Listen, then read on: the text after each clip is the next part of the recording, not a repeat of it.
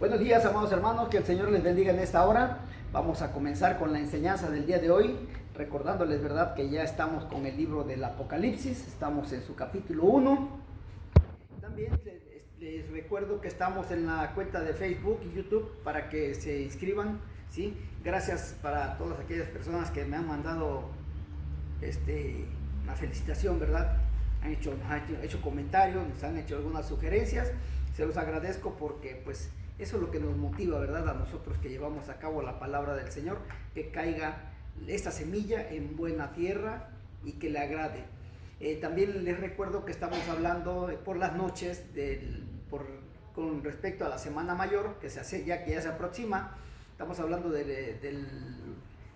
con respecto al servicio de los eslabones escondidos de la Biblia. Estamos hablando acerca de la Semana Mayor y ese mensaje se los mando como a las 7:30 de la noche. Entonces estén pendientes. Gracias también por la aceptación con respecto a ese servicio, ¿verdad?, a esas enseñanzas, a eso. Espero que sea de gran bendición y también edificación para todos ustedes, sobre todo la edificación que es la que debemos de tener. Bien, vamos a meternos a continuar con la enseñanza, ¿verdad? Estamos viendo que el libro del Apocalipsis significa revelación, no revelaciones, revelación. ¿Y quién es el que revela aquí? ¿A quién se refiere con la revelación? A nuestro Señor Jesucristo. Lo más curioso aquí, lo más sorprendente y lo más maravilloso, es que aquí en esta ocasión, en el Apocalipsis capítulo 1, versículo 1, ¿verdad?, es Dios el que está revelando a su Hijo, ¿sí? O sea, es Dios el que está dando testimonio de que su Hijo es el que ha hecho toda esa obra, ¿sí?, que ha venido desde el Génesis hasta ese momento en el cual escribía Juan estas cartas, ¿sí? Entonces, es Dios el que le dice a Jesús, a su Hijo, y su Hijo se lo dice al ángel Gabriel, y el ángel Gabriel se lo dice a Juan, que está en la isla de Patmos, y Juan nos lo revela a todas las iglesias, a todo aquel que cree en el Señor Jesucristo, al que cree y al que no crea. El que lo quiera aceptar, bien; el que no, pues lo invitamos para que pruebe las mieles de estas ricas bendiciones. Entonces, tenemos que el primero y el segundo versículo de este capítulo 1 es la revelación que Dios hace con respecto a su amado Hijo Jesucristo. Él es el que da testimonio de Jesús, ¿sí? Recordemos que cuando Jesús estaba en su ministerio terrenal, los fariseos, ¿verdad?, los judíos, le decían: ¿por qué haces esto?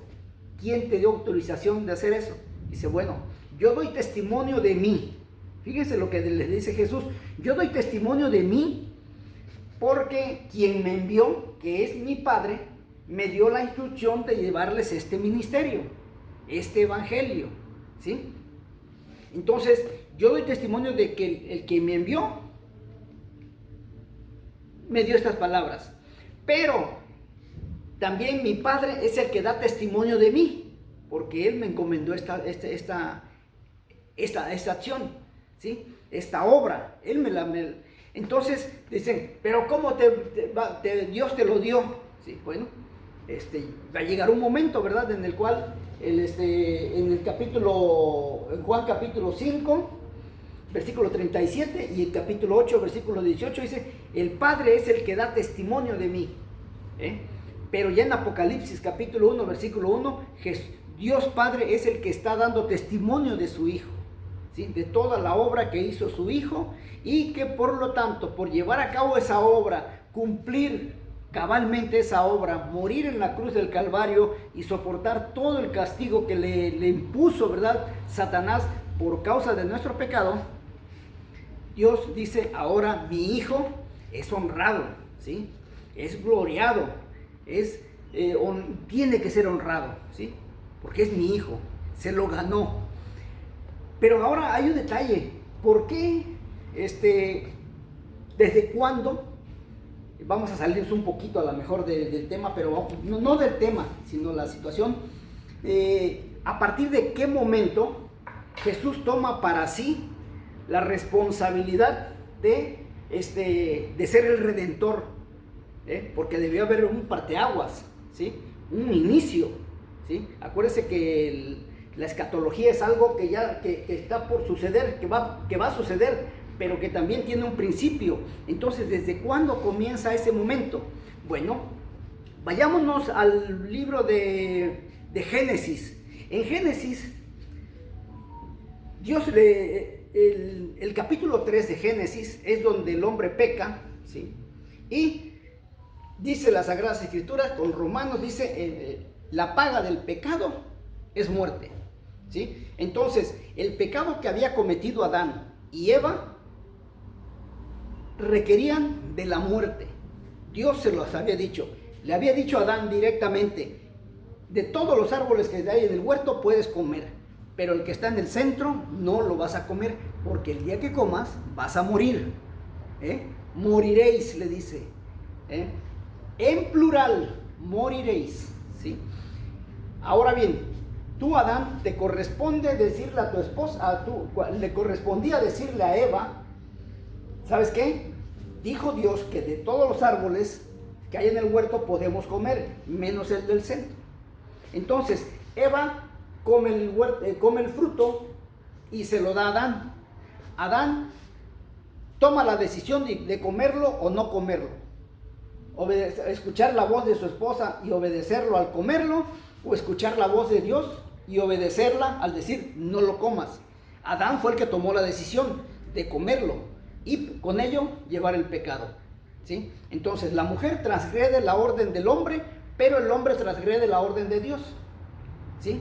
Así que no digamos de que la mujer fue la que pecó, no, la mujer transgrede la orden que le dio su hombre, o en este caso Adán, pero Adán es el que transgrede la orden directa de Dios. Ahora bien, los dos tenían por desobedecer a Dios, como castigo, la muerte. Sin embargo, aquí hay algo maravilloso, porque entonces Jesús le dice al Padre, no los mates, perdónalos, cometieron un error, está bien, vamos a castigarlos, pero no los mates. Dios le dice, no, tienen que morir, porque transgredieron mi orden, tienen que morir. ¿Tú crees, por ejemplo, podríamos decir que Dios le dijo, ¿tú crees que no puedo hacer otras figuras, otras personas, otros seres que realmente me obedezcan? Dijo Jesús, no, yo quiero que ellos sean. Bueno, tiene que haber alguien que deba morir. Y dijo Jesús, yo lo doy, yo doy mi vida por ellos. Pero ¿cómo vas a dar tu vida por ellos? Yo pago su pecado, Padre. Bueno, ¿tú los vas a pagar? Adelante, es tuya, son tuyos. Es tuya la responsabilidad de que ellos paguen su pecado. El Señor Jesús aceptó, dijo sí. ¿Por qué? Porque, amados hermanos, debemos de entender, debemos de saber que nosotros, Dios nos hizo para ser la herencia de nuestro Señor Jesucristo. Nosotros los seres humanos somos la herencia de nuestro Señor Jesús, y por eso es que Él defendió su herencia. Dijo, no, porque esa es la herencia que tú me diste, esa es la herencia por la que yo también, si cometieron un error, yo debo de pagar. Recuerden que cuando hizo Dios todo el huerto, toda la tierra, dijo, hagamos al hombre, dijo, había más de 2 personas, mínimo 2 personas. ¿Quiénes eran los que estaban? El Señor Jesucristo, su amado Hijo y Él. Y es para la doctrina de los unicitarios, dice, hagamos, no dijo, voy a hacer a los hombres conforme a mi imagen, conforme a mi imagen y a mi semejanza. No, dijo, hagamos. Había otra persona allí. ¿Y quiénes son los 2 únicos que tenían esa esencia? El Padre y el Hijo. Hagamos. Entonces, hagamos al hombre conforme a nuestra imagen. No dijo a mi imagen, a nuestra imagen y a nuestra semejanza. Entonces Jesús dijo, bueno, está bien, son mi herencia. ¿Va a ser mi herencia? Tú tienes, Padre, todos los ángeles que te adoran. Pero yo quiero mi herencia al hombre y a la mujer, ¿sí? Y entonces, desde allí es cuando dice, bueno, entonces, ¿vas a morir por ellos? Sí, pues vas a morir, porque el pecado que ellos cometieron es la muerte. Tiene como consecuencia la muerte, y alguien tiene que morir, pero él no puede morir por ella, ni ella por él. Alguien tiene que, entonces había que ver un redentor, alguien que redimiera esa transgresión que hizo el primer Adán, ¿sí? Entonces por eso es, desde allí, amados hermanos, por eso el capítulo 3 del libro de Génesis es el capítulo más importante, porque de ahí es donde comienza la historia de la humanidad, ¿sí? Para su redención, sobre todo la redención, ¿sí? Por eso es que durante todo ese tiempo, acuérdense que cuando el Padre toma a un pueblo de entre todas las naciones, pero ese pueblo también transgrede la voluntad de Dios, y peca, y dice Dios, no quiero volver a saber más de este pueblo, lo voy a destruir, ¿sí? Moisés intercede por él, no lo mates, porque ¿qué va a pensar las demás naciones? ¿Qué clase de Dios tienen los judíos que no lo pudo controlar? Dice, bueno, yo ya no voy a ir, ahora va a ir mi ángel, ahora va a ir mi ángel. Y por eso Moisés les dice al pueblo de Israel, un profeta como yo, de carne y hueso, de sangre y agua, los va a pastorear, ¿sí? Escúchenlo, no lo rechacen, ¿sí? Dios le había dicho a Moisés, voy a mandar a mi ángel, escucha su voz, no le seas rebelde. Pero ¿qué pasó con el pueblo?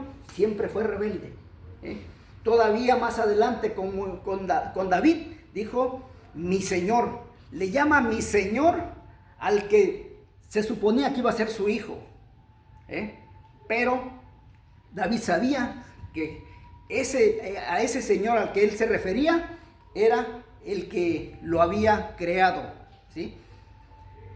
Llega el momento, los profetas también hablaron de Jesús, testificaron de Jesús, ¿sí?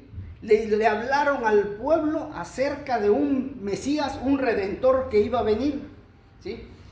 Y cuando llegó, pues el pueblo no lo quiso recibir, mas a los que le recibieron, dice las Sagradas Escrituras, le dio potestad de ser hechos hijos de Dios. Entonces, cuando él comienza su ministerio, la gente no lo quiere aceptar, pero él dice, ¿en nombre de quién das todo esto? ¿En nombre de Belcebú? No, yo lo doy en nombre de mi Padre, ¿sí? Porque yo doy testimonio de que mi Padre me envió para hablarles estas palabras, ¿sí?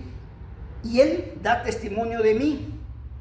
Entonces, ¿cómo Dios va a dar testimonio de ti? Bueno, aquí en Apocalipsis nos da la claridad de que Dios también da testimonio de que Jesús es el Redentor, ¿sí? Entonces, fíjense cómo se van empalmando las cosas. Ahora bien, vamos a checar esto. Tenemos aquí la dispensación de los tiempos. Esto ya lo habíamos visto anteriormente. Aquí tenemos desde Adán, pasando hasta Abraham, llegando hasta David, llegando hasta el cautiverio babilónico con Zorobabel y llegando hasta el nacimiento del Mesías, ¿sí? Este lapso tiene un lapso de 4,000 años, ¿sí? Pero la tierra está hecha para vivirla 2,000 años más. Ahora, ¿cómo está distribuido esos 2,000 años más? Bueno, más adelante vamos a ver que Dios le da las palabras a Juan, ¿sí? Ya saben la secuencia: Dios a Jesús, Jesús al ángel Gabriel, y el ángel a Juan, y Juan a nosotros. Y es que Juan escribe a las 7 iglesias, que ese capítulo, ese tema lo vamos a ver más detalladamente, quiénes son esas 7 iglesias o cómo está distribuido esas 7 iglesias, pero cuando llegue su momento en el capítulo 2, estamos ahorita en el capítulo 1. Sin embargo, ya pasó el tiempo de la iglesia, ¿sí? De los judíos. Ahora van a pasarte para acá ratito, ¿sí? Tenemos esto.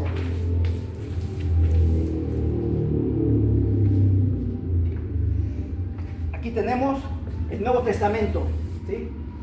Aún los siglos obedecen al Señor y establecen sus órbitas alrededor de su cuna y fechan sus calendarios desde su nacimiento. desde el año 4000 hasta el año 000, es la época de nuestro Señor Jesucristo, con la antigüedad del año 000 hasta la fecha, ya es el paso por la iglesia. Y esto es lo que vamos a ver más detalladamente. Las 7 cartas son 7 periodos de la iglesia durante su paso por la tierra hasta el cumplimiento de los tiempos, la última semana, de acuerdo a Daniel 9:24. Aquí tenemos el nacimiento de Jesús, que es el año 000, los 33 años de predicando su evangelio, su ascensión al cielo, ¿sí? Pero después viene la iglesia, los periodos que llevó a cabo la iglesia durante los 2000 años, ¿sí? Los 2000 años. Aquí tenemos la iglesia de Éfeso, la iglesia de Esmirna, la iglesia de Pérgamo con su respectivo tiempo, la iglesia de Tiatira, el periodo de Sardis, el periodo de Filadelfia y el periodo de Laodicea, que es el que estamos viviendo ahorita. Ahora, ustedes me dirán, pero Juan le escribió a las 7 iglesias que estaban en Asia en ese tiempo. Sí es cierto, pero acuérdense que todas las cosas del Señor siempre tienen su grado, su parte espiritual y su parte terrenal. En la parte terrenal, con respecto a esas 7 cartas que escribió Juan, recordemos que en ese tiempo había muchísimas iglesias, no nada más 7. Sin embargo, él escribe 7 porque eran las más simbólicas, pero eran iglesias terrenales. Permítame tantito. ¿Sí? Aquí están las 7 iglesias a las que les...